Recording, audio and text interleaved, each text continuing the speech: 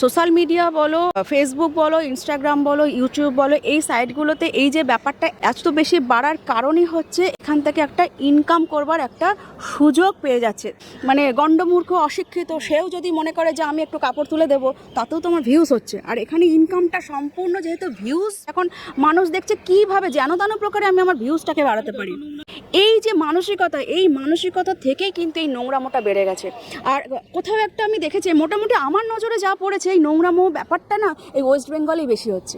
আমি একটু নিজের ঘরে যা জামা কাপড় থাকলাম সেটাই পরলাম, সেটা দিয়েই যদি একটু ধেই করে নাচন করে দিলাম, সেটা থেকেই যদি আমার এত টাকা যদি আমার ইনকাম হয়ে যায়, আমি কেন পরিশ্রম করতে যাব, তাই না? এবার বড় বড় ক্রিয়েটাররা তারা জামা কাপড় খুলে দিয়ে তারা কন্টেন্ট ক্রিয়েট করছে, তাদের কাছে সেটাই ঠিক।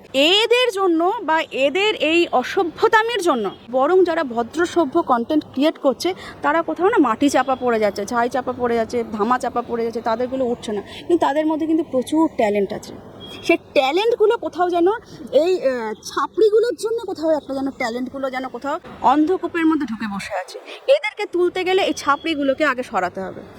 বাংলা হান্টের আরও খবর দেখতে নজর রাখুন। বাংলা খবর মানেই বাংলা হান্ট।